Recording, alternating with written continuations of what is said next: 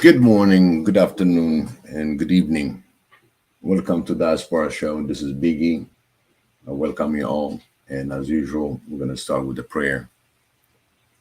This prayer is pretty much, I selected it that we do need all these prayers as much as we can. So those of you that join me on the show, please join me to go through this prayer that I put together and selected it.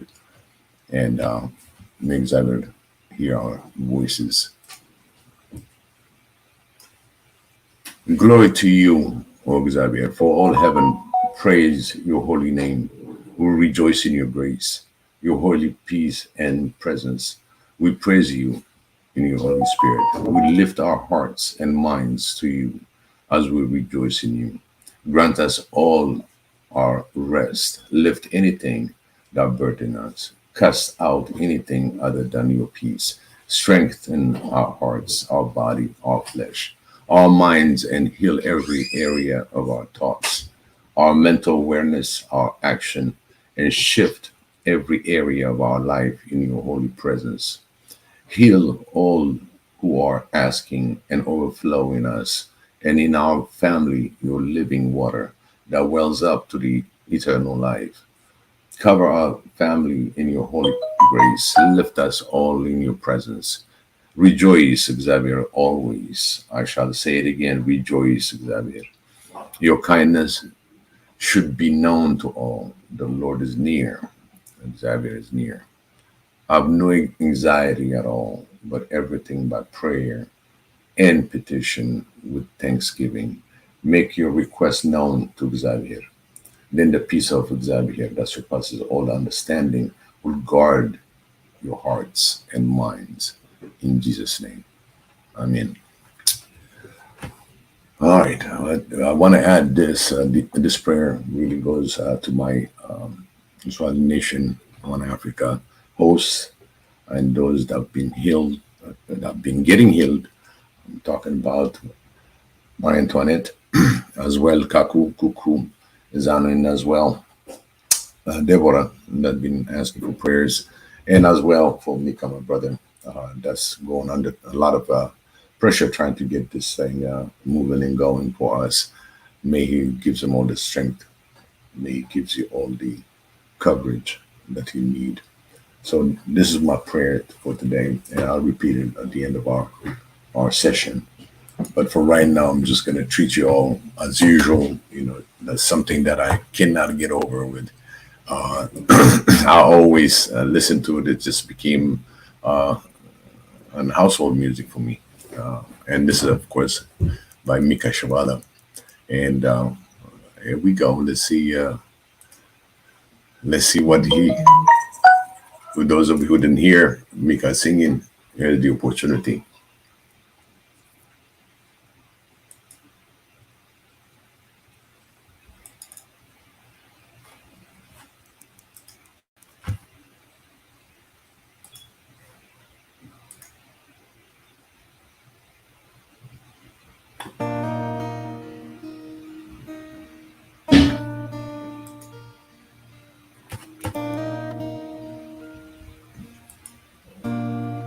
In the colors of your heart, stood your beloved, your day stood, fairest among 10,000 wives. You formed the seasons and fixed the time. You gave me sparks in the morning light. Creation flowed from your love. You were crafty and I was pretty. You were laughing and I was reaching out for you. I was made for heaven. I was made for Jesus. I was made to walk the cool of the day with you.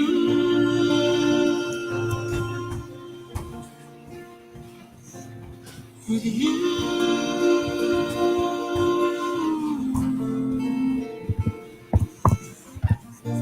Cursing the garden of paradise.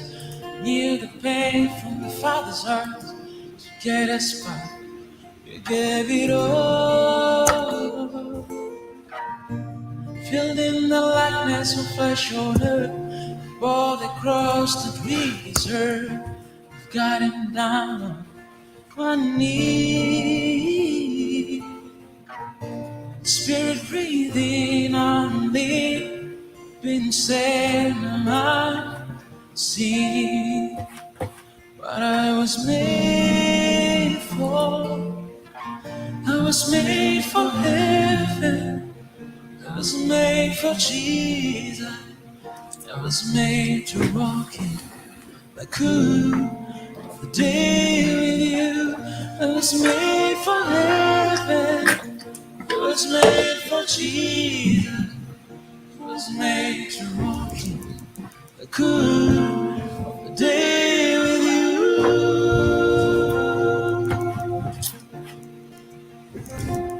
With you.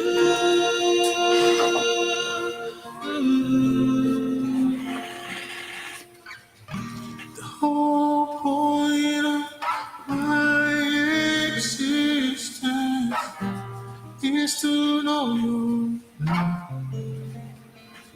Jesus. The whole point of my existence is to know you, Lord. The whole point of my existence is to know you. The whole point of my existence is to know you, Lord. The whole point of my existence is to know your love. The whole point of my existence is to know your Lord. Is to know you, Lord. Is to know you, Lord. I was made for heaven. I was made for Jesus. I was made to walk the cool of a day with you. I was made for heaven. I was made for Jesus. I was made to walk the cool of a day with you.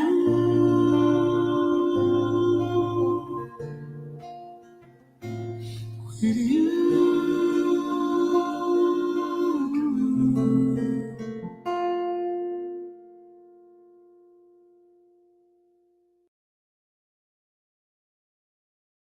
Yes, God bless their heart. Exactly, bless you. This is one of the startup music, usually very nicely put again, Mika and Godspeed. I don't know if you all been following some of the genesis and how Swati Nation got created and where we at right now. There's a whole bunch of show that Mika had interviewed Godspeed on his Monday show. You can go back in there and rewind and see some of the things that happened into the making of Africa. So of the Swati Nation, One Africa, and Godspeed really endorsed him highly, and he gave him a tough love. And as a tough love, he just passed it on to us where we are now, and communicating and trying to make the best we can to bring Swahili Nation, One Africa, and how to get a great communication across Africa and as well in the diaspora. So this is our mission. So today's topic is pretty much on a level that it comes down to a bottom line. Basically, we heard A lot of disagreement sometimes when it comes to One Africa. Whenever people hear One Africa, kind of just want to back out of it or something. But this whole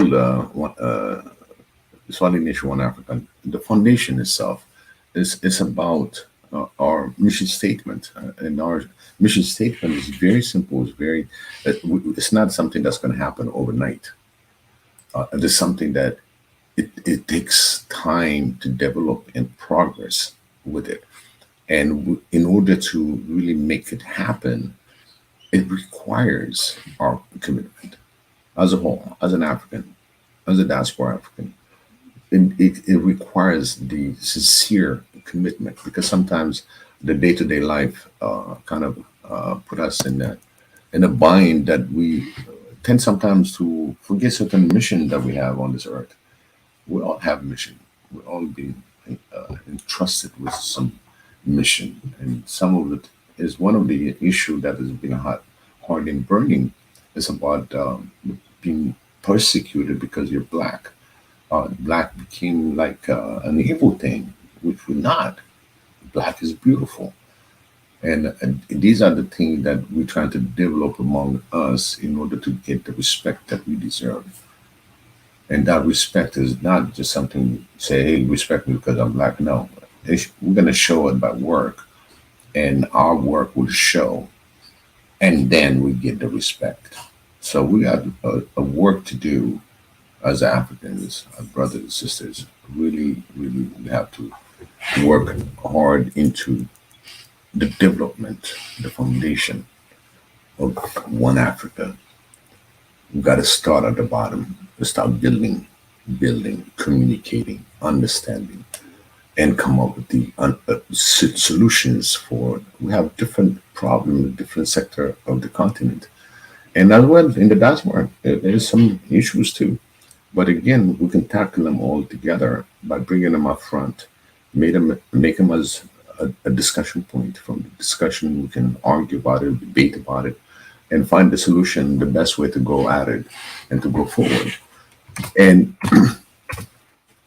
there's a basic that I just I said before I pass on the words.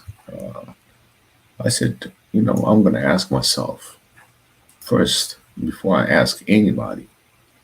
I want to ask this question for myself, and that will trigger why I believe.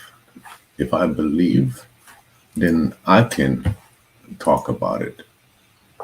So the very first question about One African mission, our mission, the Swahili Nation One African mission.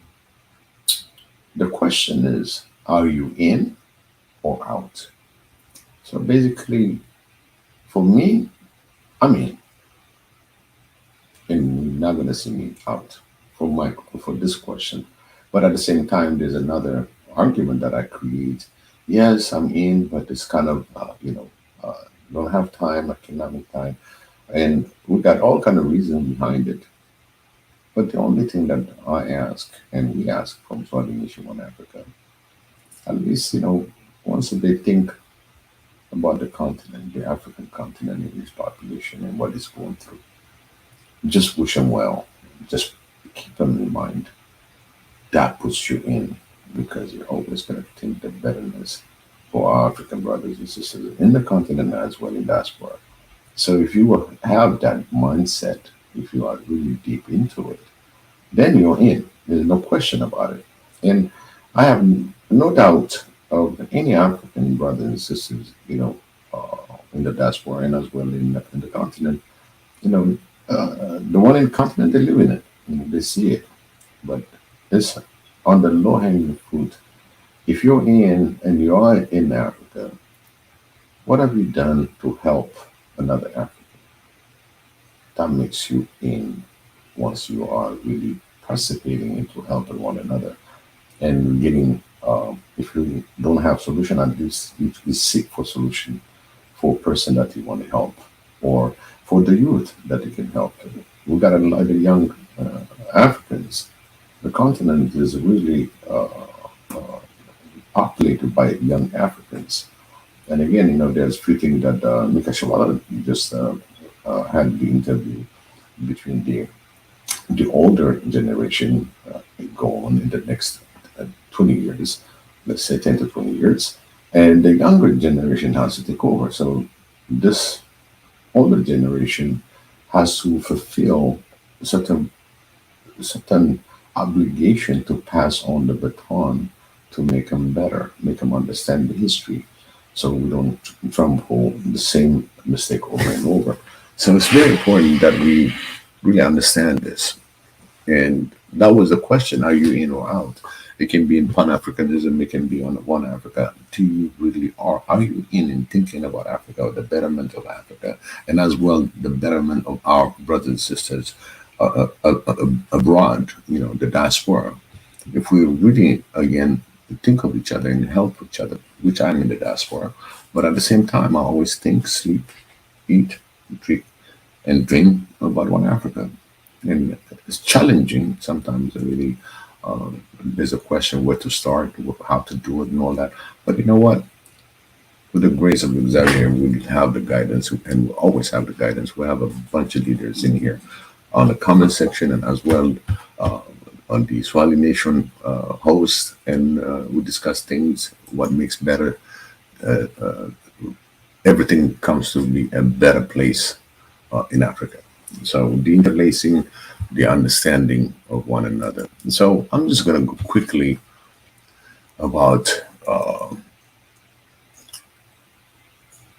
We talked about change. This is the time for change within ourself for a better Africa. So again, whether you're in or out, but I believe you're in, and I believe those that listen to me have different missions, different tasks that you already assigned within Africa, and those abroad in diaspora also that really are involved into the betterness of Black.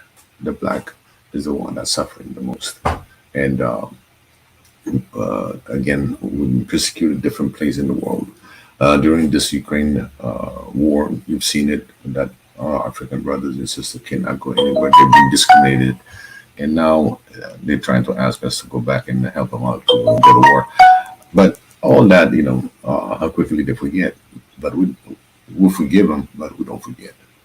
So, in a nutshell, I'm going to go to our mission. Our mission is to defend the image and bring back all the heritage of Africa. Decolonize the mind through authentic knowledge and create a bridge for oneness and a peaceful Africa. If you really look at it, if we can accomplish this on this mission day in, day out, you're in. That's the question is, are you in or out? This is the question, and this is the time for change. If we collaborate and network together, we can accelerate as quickly as possible in the direction for a better, peaceful Africa. We're not already, if you really think that Africa has borders, start thinking there's no border. You're African, you should be everywhere in Africa. Those borders are just all the colonizers put together, and as well trying to get it reinforced through tribal or nationwide wars here and there, and trying to separate us. But right now, if we're in, the first thing we got to think is the borderless Africa. There's no border, and there's no border for our diaspora brothers and sisters. Also, we all should welcome each other and see a common goal where we can achieve excellence. And by leadership, we can make that change. By leadership, we can see that oneness, that bridge for oneness. By having collective ideas and put them together again, you're just going to have a brighter future. And these are the topics that I would like to discuss today. But in the meantime, also, I just want to share some video um, that I am really grateful, and I want to thank everybody that that put their generosity into action and donated. I want to thank you again as being a part of this mission of creating the Swahili Nation One Africa office. We got to keep going. We got to keep notifying our relatives, cousins, friends, because you're in and you will help us to get through this and get in our office. And again, I want to thank everybody that contributed. And I'm going to share what it looks like today. Uh, just give me, I'm going to share my screen for that. And share screen.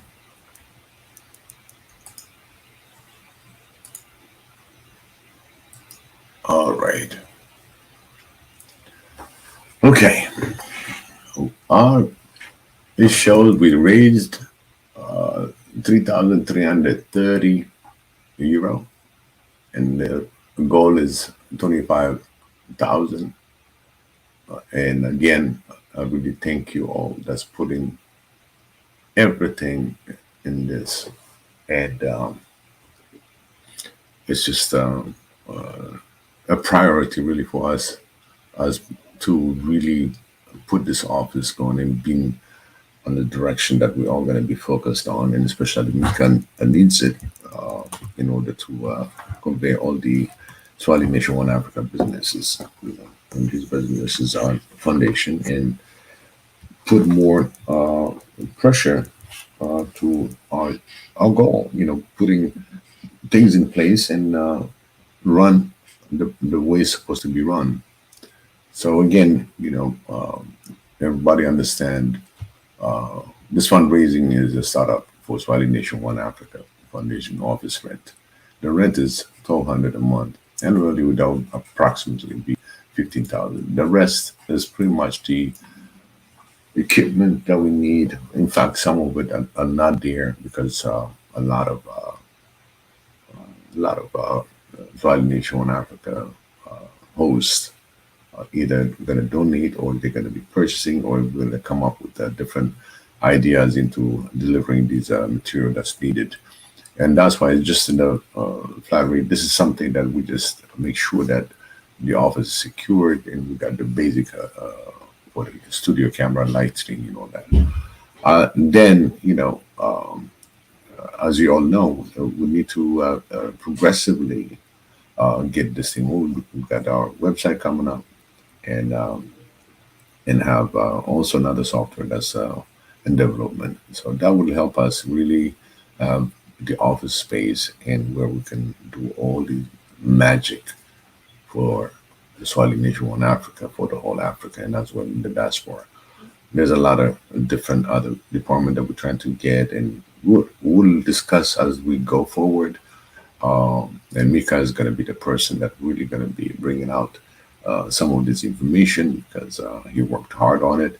But in the meantime, I just want you to listen to this one. Find it very interesting. It aligns with my topics. Are you in or out, pretty much? And what he has to say about it. And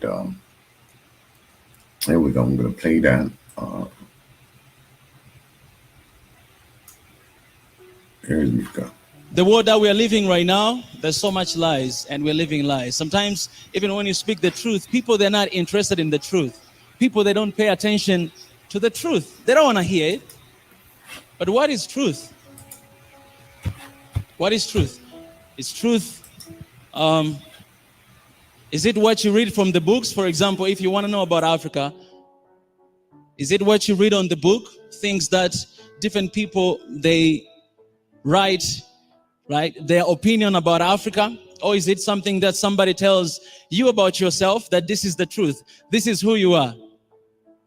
For me, at least for me, the truth for me is that still small voice inside of me.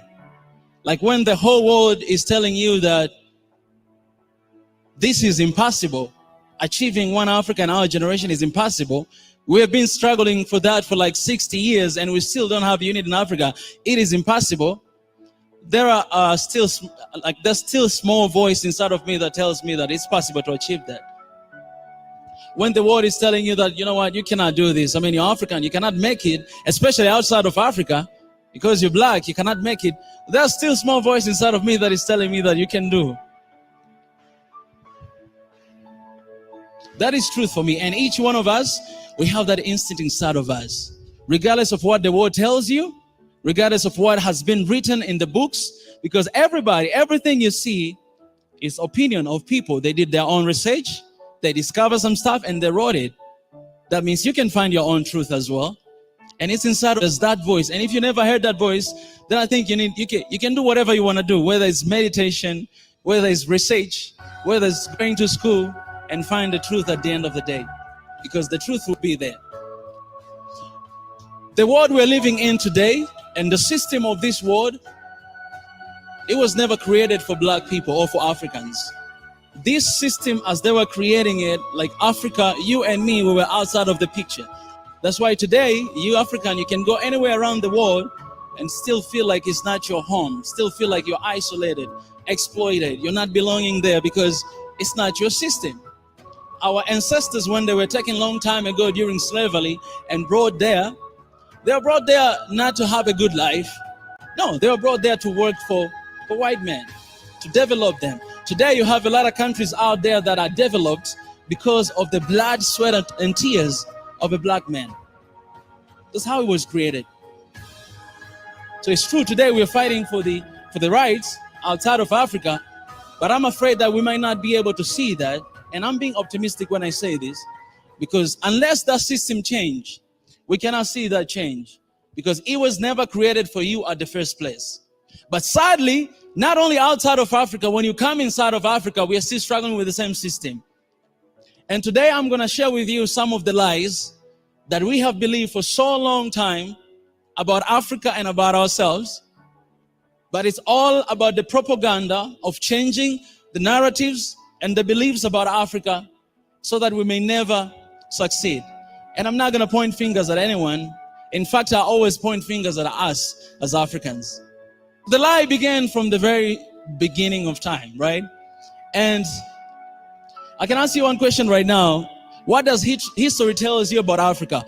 Who discovered Africa? If you write right now on Google, who discovered Africa, you find out that is one white man, that he came and discovered Africa. And you can ask yourself that how can you discover a place that already exists? How can you discover a place that people already live in that place? It is impossible, but that's what the history tells us. That's what people believe about Africa, that it was discovered by a white man. This guy, he came and then he went back, he gave a report. And then the next we know is colonialism, because those guys, they sat somewhere to divide Africa like a piece of cake because they discovered it, they own it, it belonged to them. But that is us. We discovered, we're the first people to know. And today you have a lot of people around the world that they think that Africa was discovered by them. So they divided us, right? Divide the continent and give each other some pieces. When you go to Angola, Angola was part of Congo Kingdom, guys. It was not even called Angola, it was Angola. Angola, it means the kingdom. That's the meaning of Angola. Even the capital city of Angola, they say it's Luanda right now, but it used to be called Luanda. But you know, those white men, when they came, again, guys, I'm not anti-West. Don't get me wrong. But again, when those colonizers came, what they did, this is what they say. They say, if you read in the history, they'll tell you that they were not able to pronounce Angola. It is impossible. Like, you are smart, you study, you're civilized, that's how you see yourself, and you cannot pronounce the word Angola. So it changed to Angola. Luanda, it changed to Luanda. And so many other different places. If you type right now on Google, who discovered, the first person to discover Victoria Falls is a white man. David Livingstone, he's the one who discovered Victoria Falls. But the people of Batonga, they used to name that place Mosi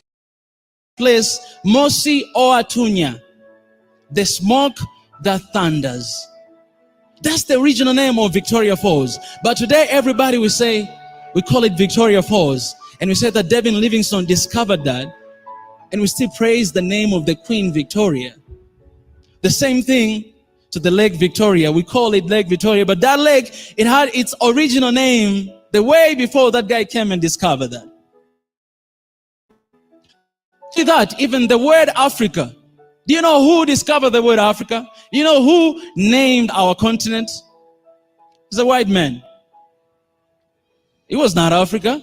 I told you that the Congo kingdom was bigger kingdom all the way to Angola.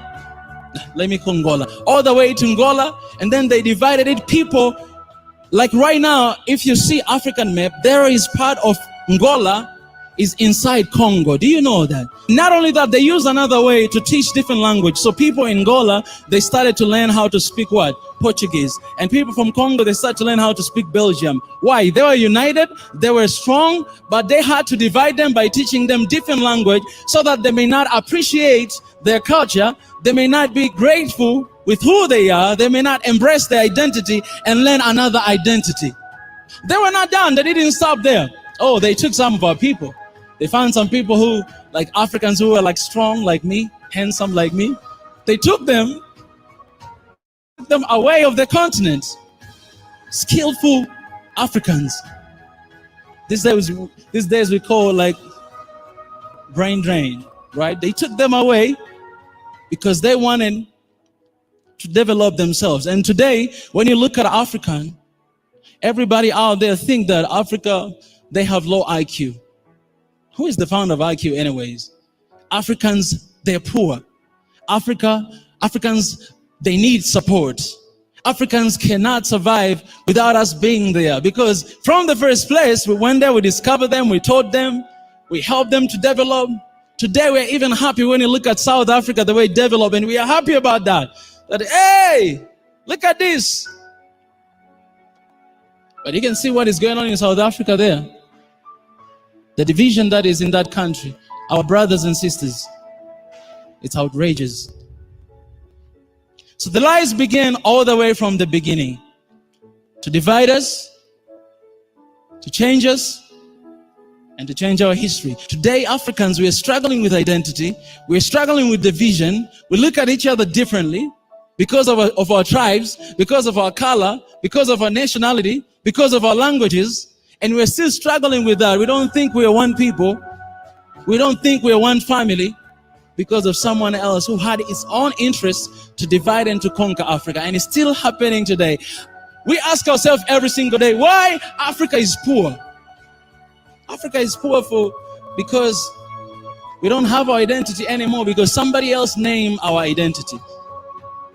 And the big person to blame there is us Africans, who allowed that to happen back then and who are still allowing it to happen even today.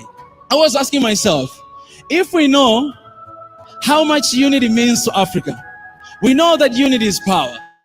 You cannot know the meaning of power, and you cannot know the true meaning of power if you don't have unity. If you don't have unity, you don't have power. Africans, we don't know the meaning of power because we don't have unity.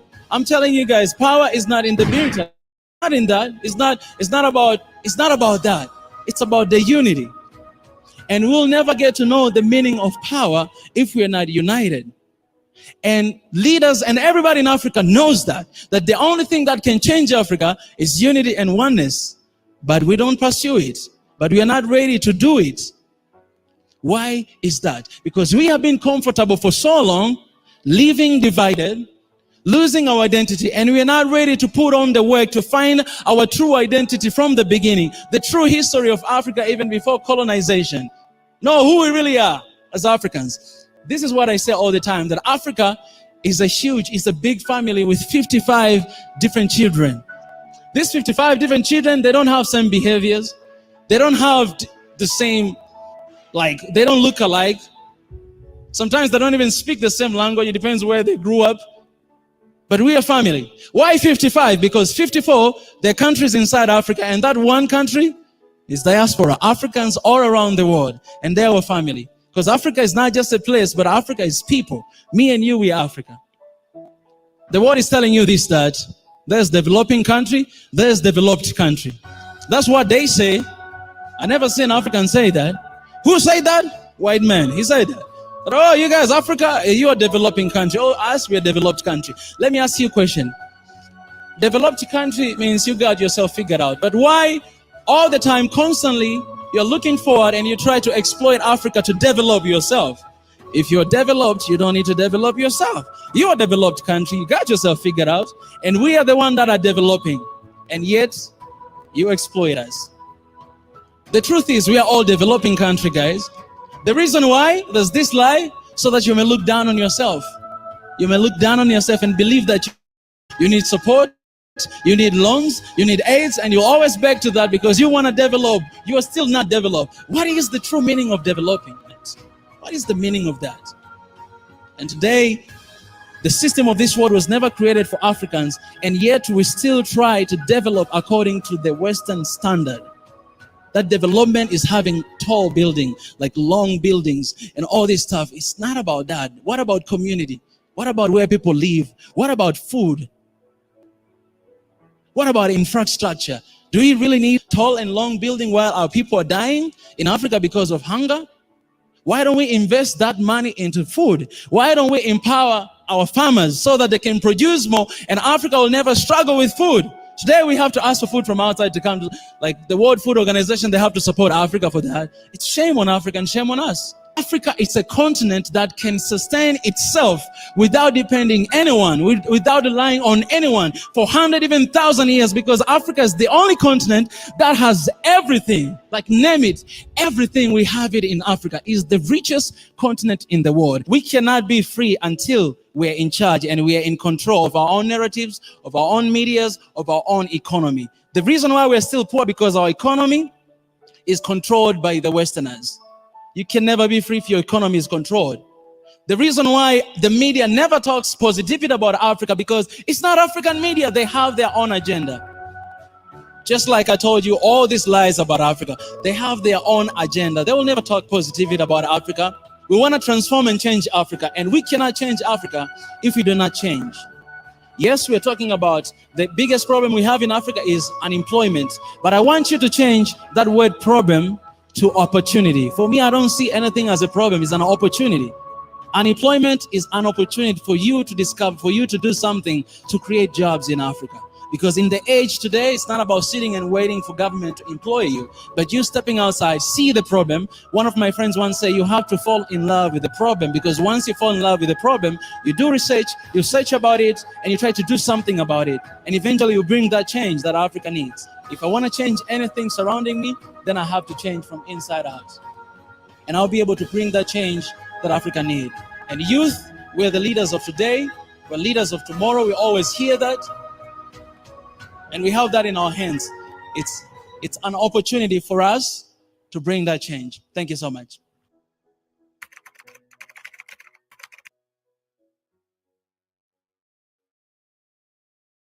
Well, you heard him. I cannot say more into it, but I've been also engaged in the comment section, where I've taken some of the notes from what he says and what he's trying to let us know. Change is a must, and that change is the change to engage. And that's why I just put on the comment. I want to say hello to all my brothers, sisters that joined. Hi Mary Antoinette, hi Pi. And also I have a few other more that put us in there. Thank you so much for joining us. Really appreciate that. So as you can see, we try to really get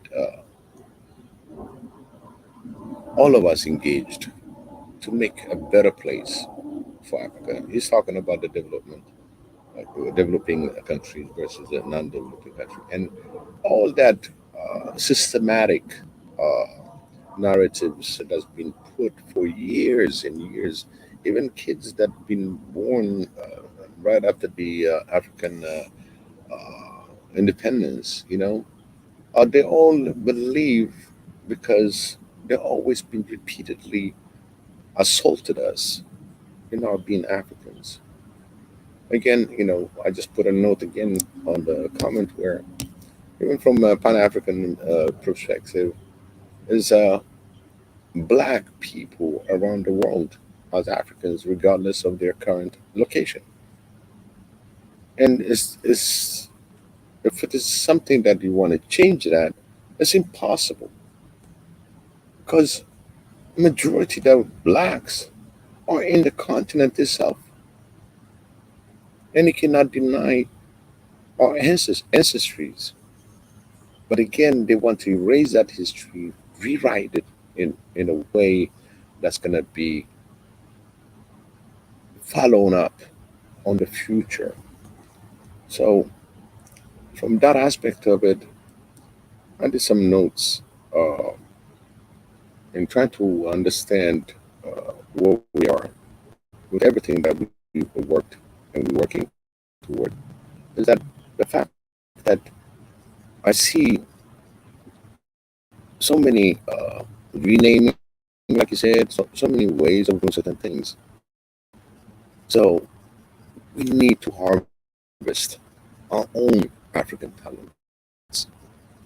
I've been mentioning this. We have so many talents within the continent, so it's just how to bring it up front, from science, technology, healthcare, medical, engineering, name it, all the rest of other works that we can really help us to even intertrade among Africans. Understand your neighbor nation. What do they produce? Is there something that I can do, or can I buy it? Can I? We have to be engaged. You have to be really be curious. I mean, if you are a businessman or a businesswoman, uh, if you are in the business of wheat, you're going to look at every farmer that you have in the continent, and from there you will do your calculation which one is going to be feasible for you to import export. You import it, and somewhere you can export. So there's so many ways of doing business, because about good 26% of Africans in the continent are entrepreneurs.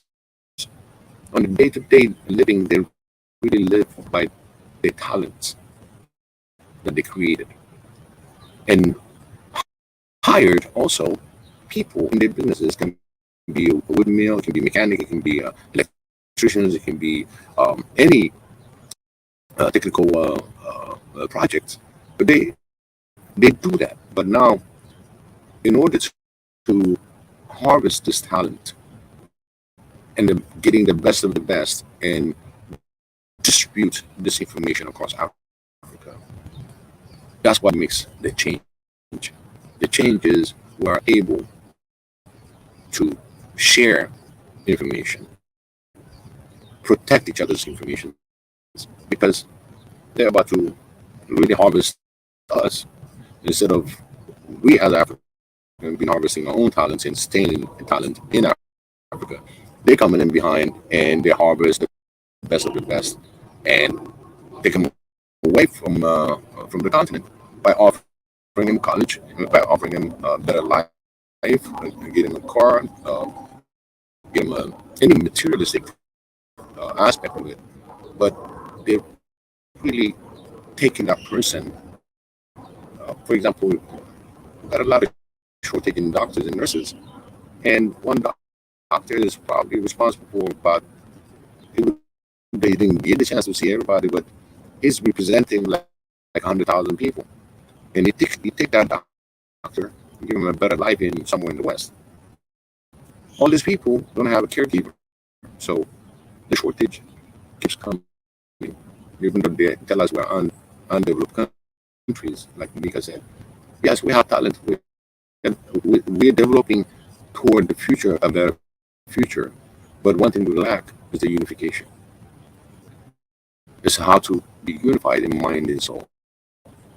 As Africans, we should be, no matter where your location is, we should be networking, have a better communication, never let down one African, because got his opinion.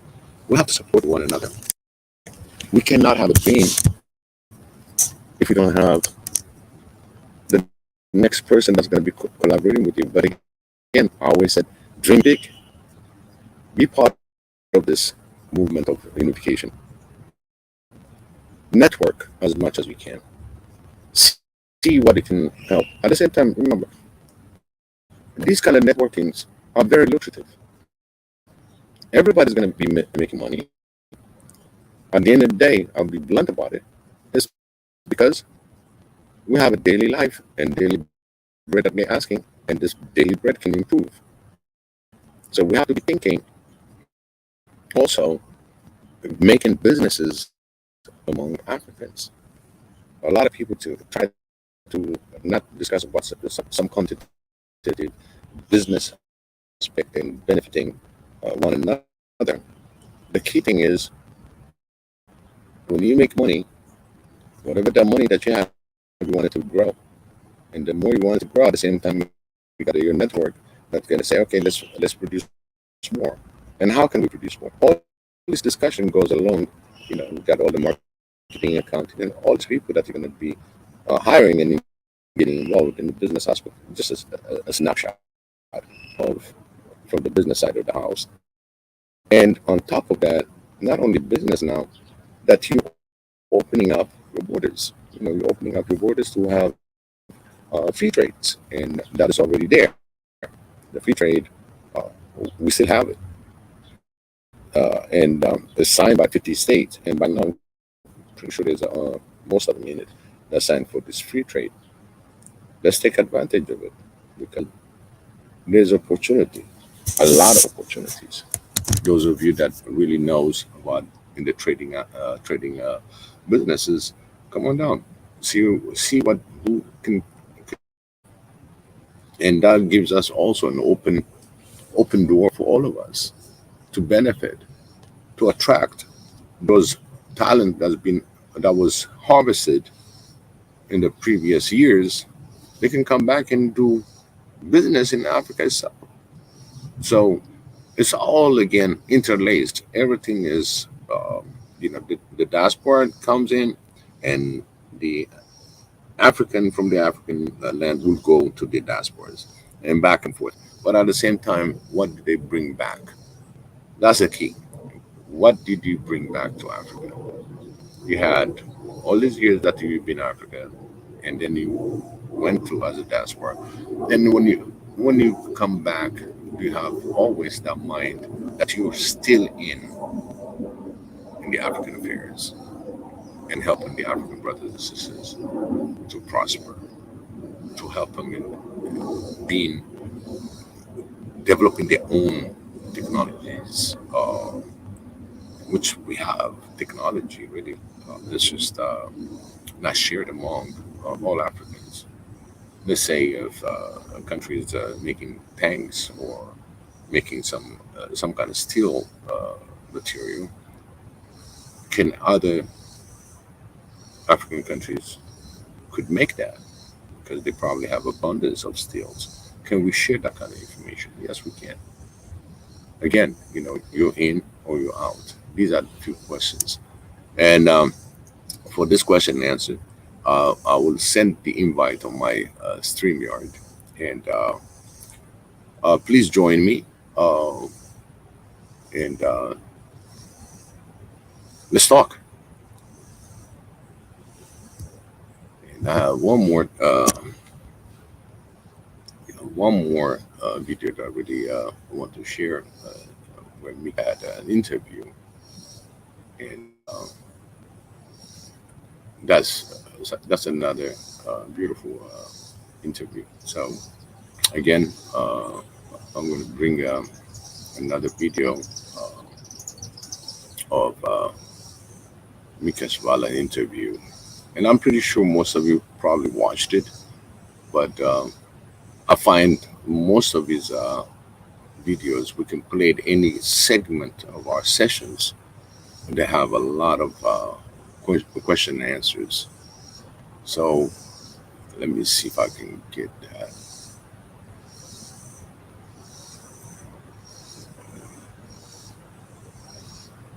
There we go.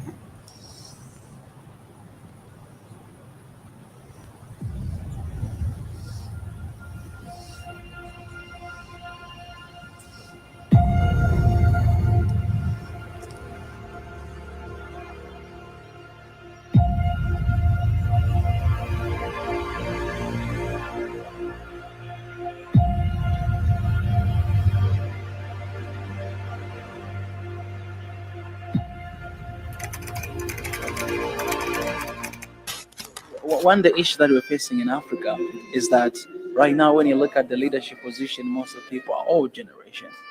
And I have just one cry to the old generation that they have to prepare the next generation to become a leader. Like, who will take over your government after you're gone? Who will take over your country after you're gone? That's something that we don't think of. We don't think of Africa in 20 or 50 or 100 years to come.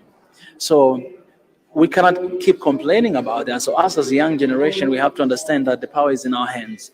If more than 60% are youth, that means they are, Africans are most likely to listen to me than to somebody else because I connect with them, and say like we understand how the world work in this generation, but we need the old generation as well for the wisdom and guidance as well to what we are doing. So my call is that for young Africans, to create stuff, organizations, NGOs, companies, things that will help us to move us forward. Because after 10, 20 years from now, the old generation will be gone and will be the one in charge. How are we preparing ourselves right now for the next generation and for the next coming few years of Africa? Future of Africa. The thing is about history. A lot of Africans, we don't know about our history. The only history we know is after colonialism. The colonizers, when they came, they really wanted to get rid of our history. That's why you find out, for example, a lot of heritages we have in Africa, they're named after their name. For example, the Victoria Lake. But we have our local names back in the day. So when they came, they pretty much got rid of our history. Not only that, but they stole some of our artifacts and history books. Right now, we don't have them here in Africa, but they are abroad somewhere there. But why did they do that? They did that so that they can disconnect us from our past. And the only thing we know right now is the history of Africa during colonialism and after colonialism, which in fact it's not the reality of Africa. We had Africa before colonialism. We had the whole different system of Africans that were built by Africans. So it's really hard to be connected with the past if we don't really know where we're coming from. So the challenge that we have is to get to know the history of Africa before colonialism. And how do we get to know that? We don't have books. Our books were taken away. That's why in our platform, Soul Nation One Africa, we're actually fighting to bring back all the heritage of Africa to our continent so that we may start experimenting, we may start learning what is Africa before colonialism. And I think at that moment, it will help us to embrace the present as well as to prepare ourselves for the future. Right now, it's hardly to find young people like you and me watching television or news or something like that. We all have smartphones. We see everything from our smartphone and social medias, and we need to take advantage of that. But we have one challenge. I've been working on my social media, for example, my Twitter, it has been censored right now, like for a long time, for more than 3 months, I guess. Even when I post something, people they don't really see. YouTube as well right now is being censored. I can see the analysis how they're going down. So the challenge we have is us African coming up with our own platforms, right? And right now in Soil Nation One Africa, we're working on an amazing social media platform. It's more than social media, called Triangle, and tomorrow I'll be able to present here. This um, it's kind of like disattach ourselves from the system that were created by the Westerners, and as African, we're working on our own system that created by Africans for the Africans. So until we reach that point, then we'll be able to address what we want to address about Africa. Because right now everything is negative because they have their own agenda. You cannot expect American media to speak positive things about Africa. Yeah, they have their own agenda and they have their own goals, right? And we need to have our own agenda and our own goals with our own medias. And that's why the Swahili Nation network, we call it SNN, Swahili Nation Network. It's not just a YouTube channel, but it's an African media that is working for Africa and by Africans and for the Africans. Finally, this Africa Day, let's celebrate youth across the continent. Youth are Africa's greatest unifying resource, and in keeping with the right tools and skills, they can drive the progress that Africa Day exists to honor. Well, you heard it. I hope everybody got the message and how the old kind of which they can help the youth to hand over certain information. Again, I made a point earlier, and I just want to have somebody that can tell me on this stream. Uh, are you able to see my stream during the time? Because he was telling me that One Africa was not watching it. So, Marie Antoinette, it seems like you can see it. So, great. Thank you so much for confirming that. So, the the next agenda that really I want to put it in the aspect of are you in or you're out is part of that. We have so many young people that we really need to polish into our own African history. It has to be given now, not tomorrow, not after tomorrow. Just the history itself of Africa within Africans. We have a lot of great informations, but they're not they're available, but they're kind of also hidden treasures, put it that way. But those who reads and understand about the history can pass on the information to the youth. And I'm talking about our original indigenous uh, when it comes to justice, when it comes to farming, when it comes to the basics. So I'm going back again to the topic of what we need to secure. One of them is food security. I've been saying that for about almost 4 weeks now, or 5 weeks, because right now we have to understand we're at the point we will accept when things comes. So we have to understand we have to move on by networking more and investing more on information that is readily available for Africans. And as well, the diaspora have the information when it comes to farming and all that. So it's hard to bring in this kind of information because food is really essential.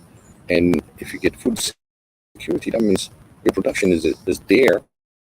So that means people are working. Now we can talk about different aspects of technologies and stuff, how to bring in and how to really harvest even more, where we can be really in the position of exporting.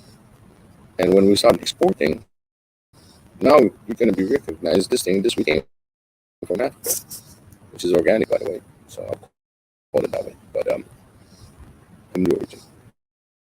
Um, another thing that I was talking about is the skill set. We have so many other skills in Africa that are not shared among. Again, it's about networking. It's about who knows who on the field that you're working. Can you get better yield or better production on the field that you're in? All this information is very, very important. But one of the adverse things that we have is how to stop this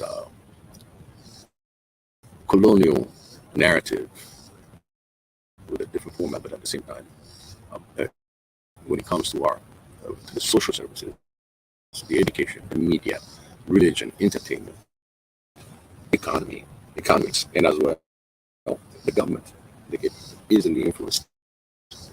It's basically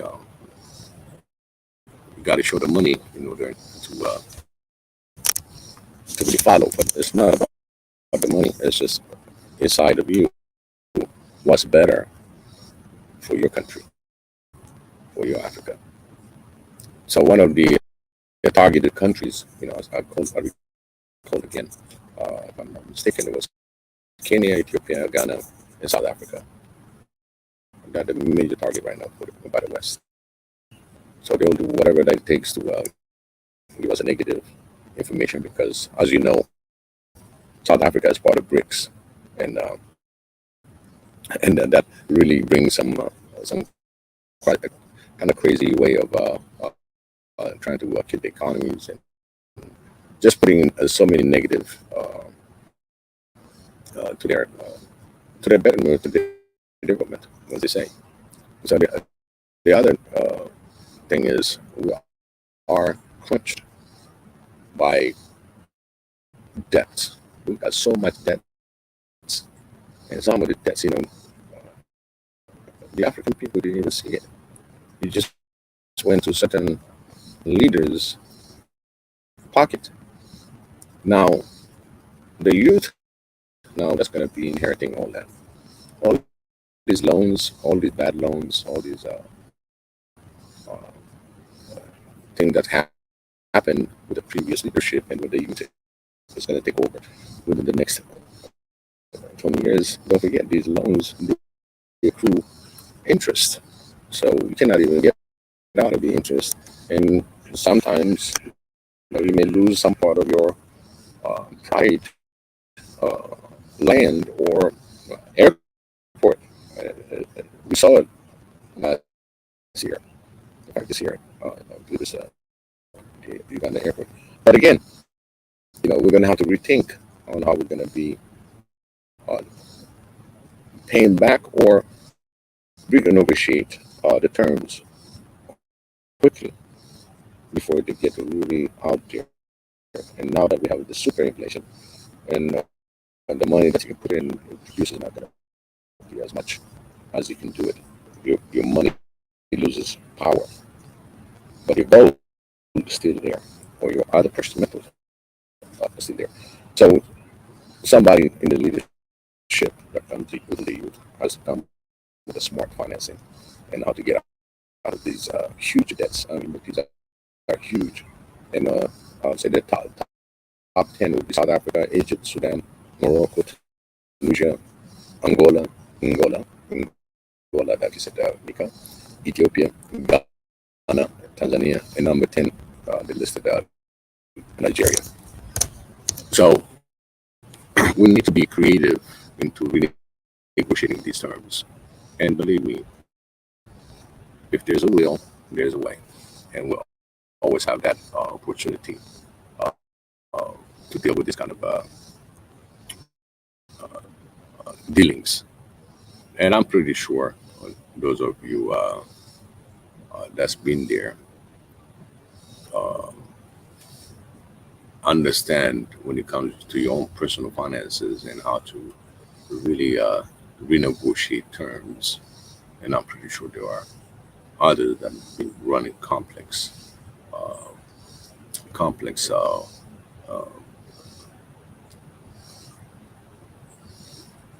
what was that thing?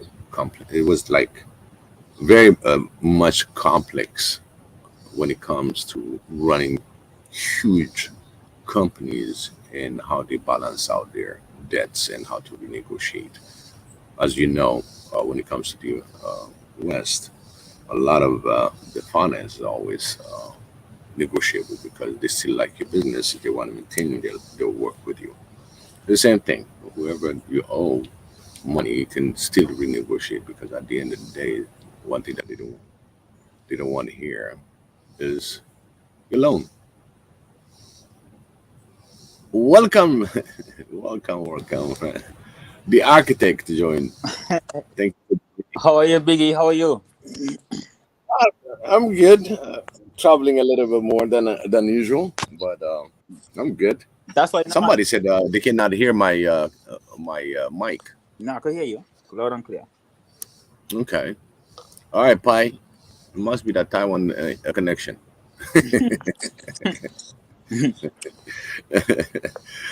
So That's why it, that's why I can't get in contact with you, because you're always traveling now. mhm.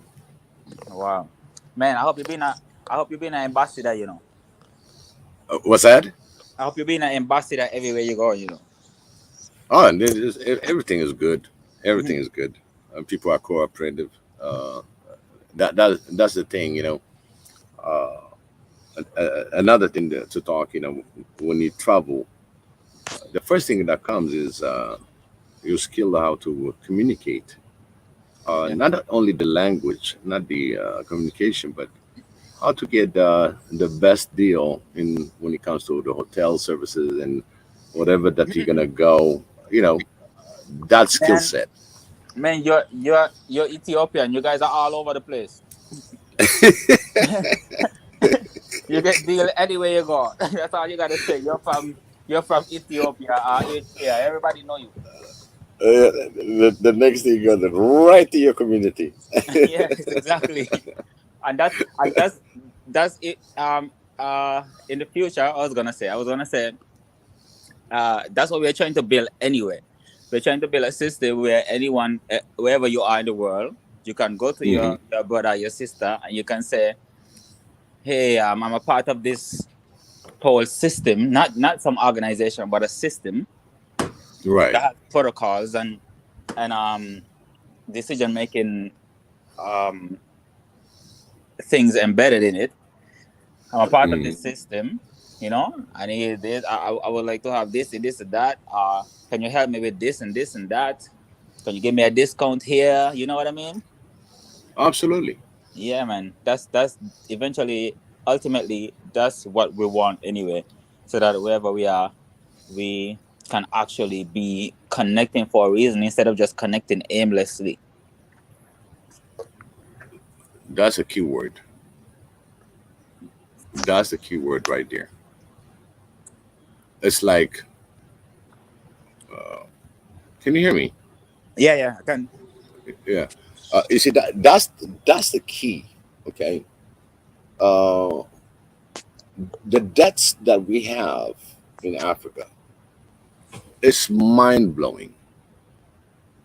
I mean, we got a lot of debts, and we need to make sure that we can close the gap in the because about debts, it's not the actual principle; it's about the interest, how you dealt with the interest that makes it difficult for countries to pay back because the first thing is going to hit you is the interest. And if you don't look forward into where you borrow that much money, and some of them are bad money, they borrowed money saying they're going to be doing something, but they did something else with it. And also, corruption is involved. So that means most of the money never went to the people. Okay. Now here comes these countries with huge debts. Usually when you take a loan, it's because you have something in mind that you're going to be working on, and 100% of that loan will go toward that project. But if you're going to be deviating and you took it for your, let's say, your telecommunication infrastructure, now you're going to take that money out and give it to the agriculture, and your LOEs, your level of effort on both sides is different. So now, when it comes to pay back, if you got a bad year, there goes your money. But do you think the borrower will care about it?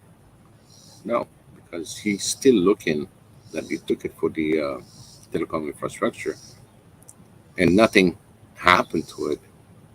And now we come back again to renegotiate. It's like the first thing that they're gonna, hey, you told us.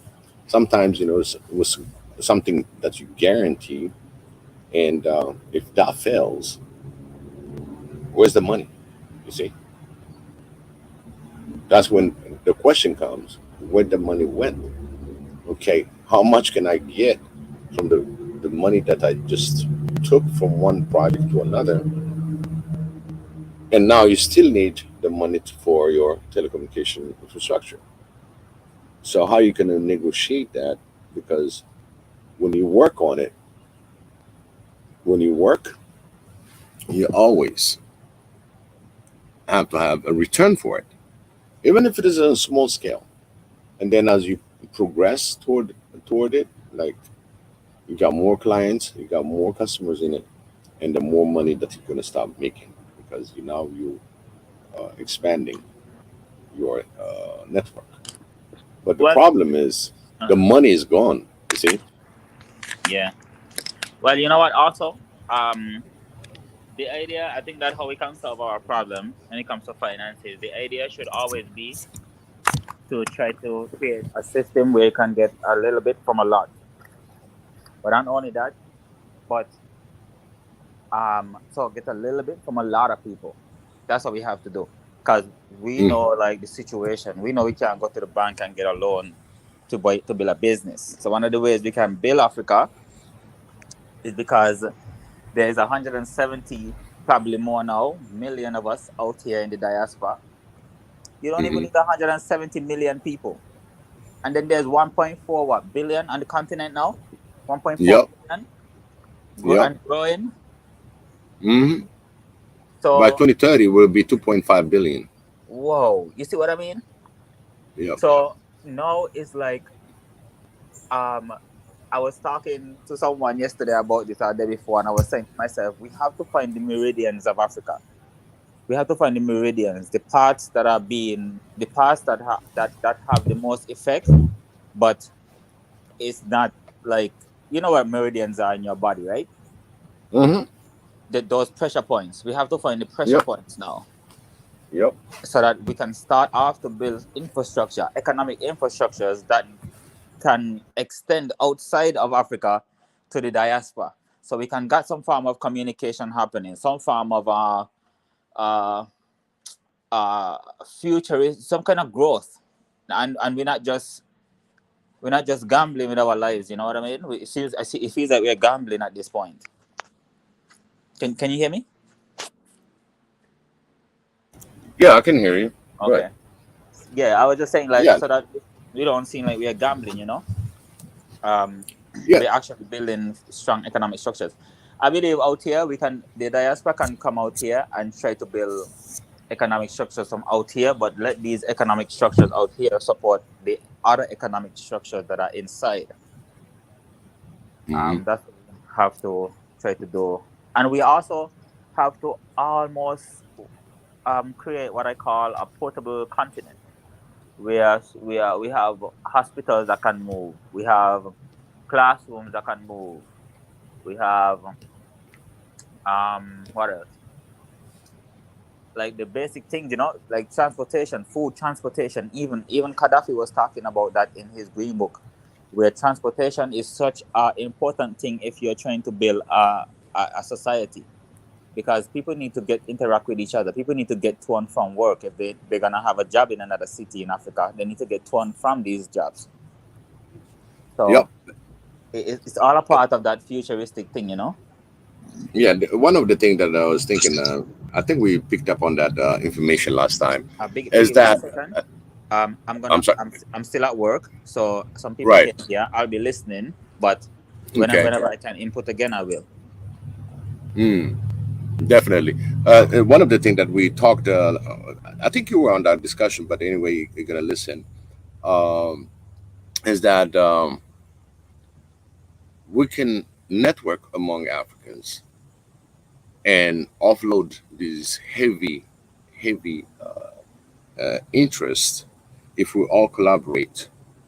And let's say Nigeria might have some of the money and offload that to pay down or pay off some of the Ghanaian loans, and the Ghanaian will have another partner also within the continent that can also help out and give them the fund so we can get rid of this high paying, high interest loan that's existing by guaranteeing among Africans within Africa. So something to think about, because I think we all can do a difference if we all network and help us Africans to one Africans to another African, and bring that the interest at least that's going to be paid off within the African continent. So whatever the interest you pay in, you're going to pay the interest to Nigeria, or you can Kenya, or any other country that gave you that portion of money to help you out to get off of this high interest loan, because your principal is still there. So the faster you pay on your principal, then your interest will go down. And if it is the interest that's going to be served within the continent, all that interest stays within the continent. And that will help also. Let's say the primary was the Nigerian bank that gave you the loan. And when Nigeria gets the interest, and they will be also using that interest to do whatever that they need to do with the infrastructures, with the technology. It can be anything. But again, it's how to really go across Africa and analyze the debts that we have, and how all these countries, the top one, I gave you top 10, but there are other 40 countries that are not on the list. So maybe you might seek some loans from them, and it stays within the African continent when it comes to the interest. So that interest also will help those countries to do something with it. So it's something to think about. And at the same time, I'm going to have a hard stop today. Again, I got to do some other things that I need to do for Swahili Nation One Africa again. Um, Again, this is the popular year of getting all these graduation and all that. So again, I'm going to be cutting it short today. But at the same time, I want you all to keep bringing about the donation for the Swahili Nation One Africa, and this GoFundMe is so important for us. It's so important. This is something that's going to give us the attitude of, we're going to fund ourselves. We're not going to take a loan for it. We're not going to take a foreign loan either. But it's going to be built by Africans, and that is important. And I want you guys to really share the information, to really put all your thoughts in it. And again, you know, this is something for us, and it's going to be built by us, and it's going to be representing all Africans, whatever you are, whatever your location. So in that aspect of it, please keep on donating, share the information for Swahili Nation One Africa. And one of the things that I really want to share it again, this is where we are, just in case people uh, didn't see it or didn't get to see it. I'll give you the right now. As you can see, we are 3,330. Again, be generous. This is for our own things you're in, and make it part of our lives, and go into the future. In that thought, I'm going to conclude this StreamYard in prayers. Like I promised, I'm going to be praying the. Uh, I prayed earlier today, and I'm going to pray the same prayer so everybody can hear as I leave. So here we go. The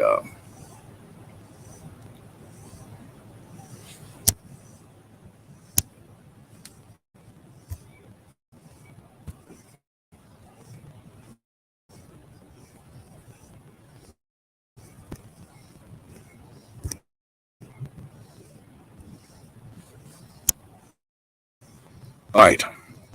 Thank you so much for joining me. For those of you that have been commenting, Really appreciate you for joining the panel. No, everybody expected it maybe to go a little bit longer, but again, some time is getting a little bit short on me because I got to do some other things with the Swahili Nation, One Africa, and trying to get some fundings.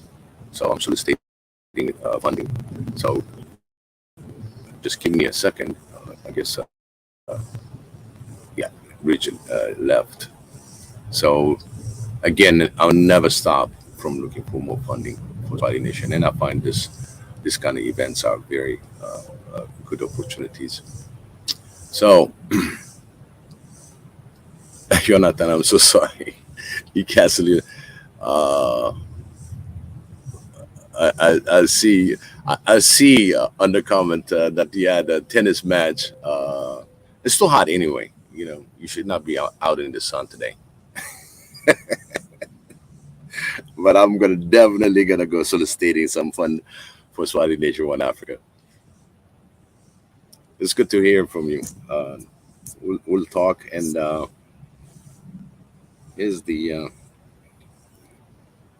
prayer that I really prayed this morning.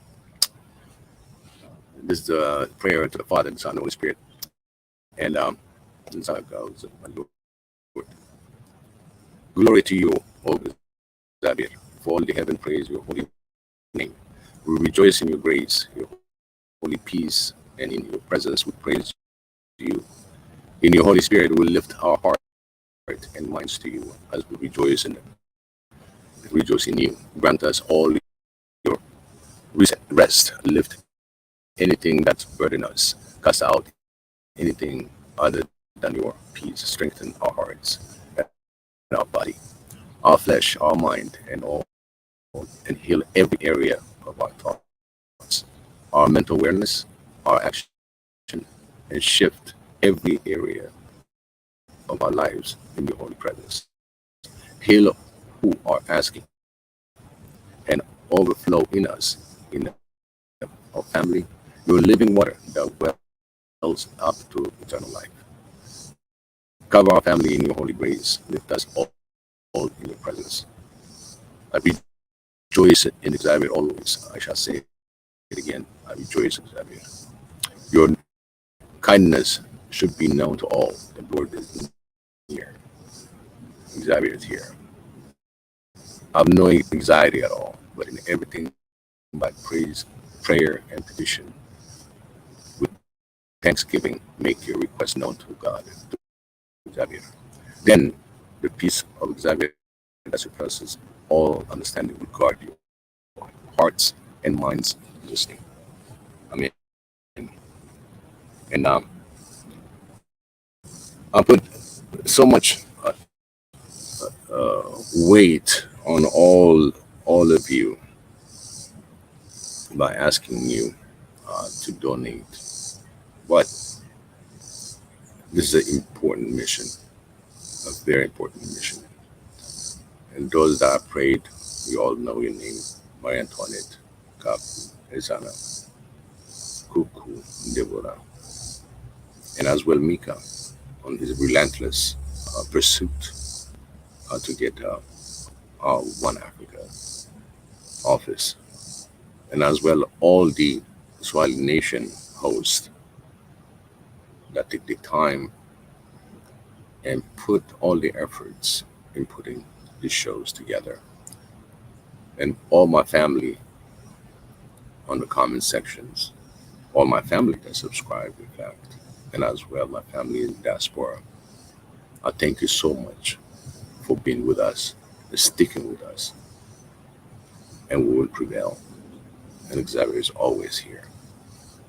Let's put our mind and emotion together and dream big. All right, amen. This is Biggie, Diaspora Talk Show, by saying, for all of you, have a blessed day, have a great day, have a good morning for some of you, and have a good night to some of you. And those of us that are in the East, good afternoon. May Xavier bless you all. And this is a wrap. Thank you, Nathan. Ciao. Thank you, Pi. Thank you, Marie Antoinette. Bye-bye.